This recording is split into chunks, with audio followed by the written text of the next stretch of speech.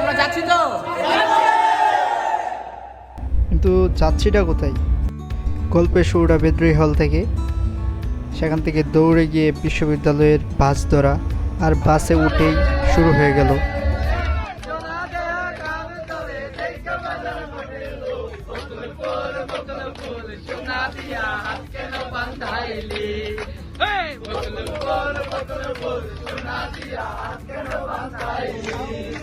রাত তখন প্রায় 12টা। বাস থেকে নেমে আমরা চলে আসলাম ময়মনসিংহ রেল স্টেশনে।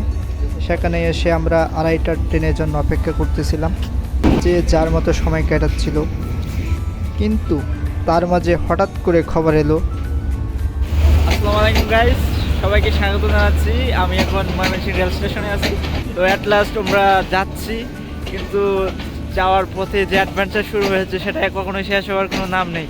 সেই তো শুরু হলো ট্রেন মিস করে, এখন ট্রেন সেই সকাল 6:30টায়। এতক্ষণ আমরা কি করব স্টেশনে আমরা সেটাও জানি না। জাস্ট এক একটা গ্রুপ এক এক দিকে বসে আছে। এখানে আপনি দেখতে পাচ্ছেন কেউ হচ্ছে অনু খেলতেছে, আবার কেউ হচ্ছে আপনার আড্ডা দিচ্ছে, কেউ ব্লগ বানাতে ব্যস্ত। বেসিক্যালি যেটা হয়েছে, আমাদের যাওয়ার কথা হচ্ছে নেত্রকোনার বিরিশিরি, কিন্তু আমরা এখানে এসে জানতে পারলাম এই ট্রেনটা যাবে হচ্ছে নেত্রকোনার মোহনগঞ্জে। আমাদের এখন অপেক্ষা করতে হবে সকাল 6:30 পর্যন্ত। তার মাঝেই আমরা শুরু করে দিলাম আবার মনের মানুষের সনে, আমার মনের মানুষের সনে। সারা রাত স্টেশনে কাটানোর ফলে এই চাচার দোকান এবং চাচার সাথে ভালোই সম্পর্ক গড়ে উঠলো আমরা। দেখতে দেখতে সকালও হয়ে গেল। আমরা ফজরের নামাজের জন্য মসজিদে গেলাম। মসজিদ থেকে আসলাম, 1 কাপ চা হাতে নিলাম এবং ট্রেনে বসলাম। এই পর্যন্ত সব ঠিকই ছিল, বাট কে জানতো অপেক্ষা করতেছে আমাদের জন্য এক ভয়ঙ্কর অভিজ্ঞতা। কোনো এক অজানা কারণে 6:30টার ট্রেনটাও বিরিশিরি যাবে না। কিন্তু ট্যুর তো ক্যান্সেল করা যাবে না, তাই সবাই চলে আসলাম ব্রিজের মোড়ে এসে খাওয়া দাওয়া করে চিন্তা ভাবনা করলাম যে আমরা অবশ্যই যাব। এখন উপায় একটাই, আমাদের বাসে যেতে হবে। তো খাওয়া দাওয়া শেষ করে আমরা বাসের উদ্দেশ্যে রওনা হয়ে গেলাম। আচ্ছা মামা, অনুভূতিটা কি? ওই যে ট্রেন মিস করলি, এখন বাস দিয়ে যাওয়া লাগবে, তো কি অনুভূতি বল? বিশ্ববিদ্যালয় জীবনে ডায়েরিতে লিখে রাখার মতো একটা দিন। অ্যাট লাস্ট আমরা বাসে উঠলাম এবং নেত্রকোনার উদ্দেশ্যে রওনা দিলাম। গতকাল রাত সবাই না ঘুমিয়ে থাকার কারণে যে যার মতো উঠে বাসে ঘুমিয়ে পড়ল। লোকাল বাসের কথা কি বলবো, বসলে পা রাখার জায়গা নেই। যাই হোক, স্যাক্রিফাইস তো করতেই হবে। যাওয়ার সময় প্রাকৃতিক সৌন্দর্য উপভোগ করতে লাগলাম, কিন্তু একটা জিনিস লক্ষ্য করলাম, প্রতি বর্ষণের কৃষকের ধানের জমি সব পানি নিচে চলে গেল। প্রায় 2.5 ঘন্টা জার্নি শেষ করে আমরা চলে আসলাম বিরিশিরি বাজারে। সেখানে এসে আমরা হালকা চা নাস্তা করলাম। দেন আমরা আবার রওনা দিলাম আমাদের গন্তব্যের উদ্দেশ্যে, চীনামাটির পাহাড়। পথে প্রান্তরে আমরা আছি নেত্রকোনা বিরিশিরি।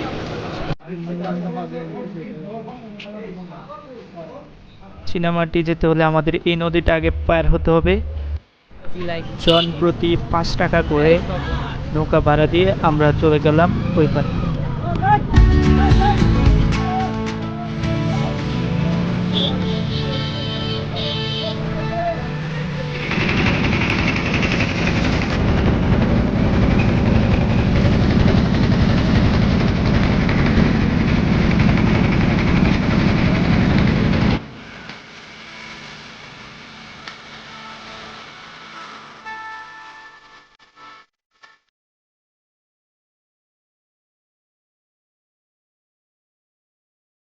এপারে এসে আমরা অটোর জন্য বার্গেনিং করতেছিলাম।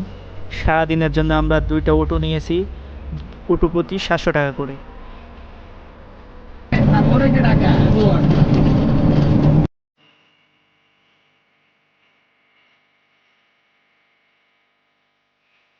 দূর থেকে মনে হলো পাহাড়ও আমাদের স্বাগত জানাচ্ছে। পাহাড় দেখে আজকের দিনের দ্বিতীয় স্পটে আমরা চলে আসলাম। এটা হচ্ছে খ্রিস্টান মিশনারিদের একটা জায়গা। সেখানে এখানের মতো তেমন কিছুই নেই, তবে এখান থেকে ভারতের সীমান্তবর্তী শহরগুলো দেখা যায়।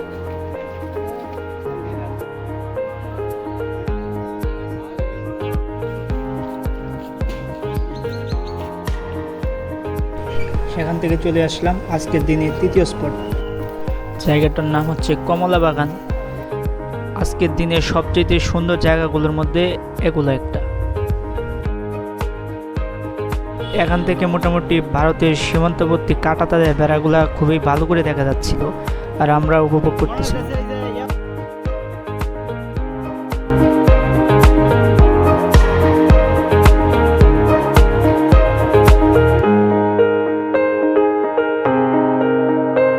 পাহাড় থেকে নেমে নদীতে আসি এবং সেখানে এসে আমরা গোসল করি। তারপর পাশের একটা হোটেল থেকেই আমরা জন প্রতি 100 টাকা করে দুপুরের খাবারটা শেষ করি।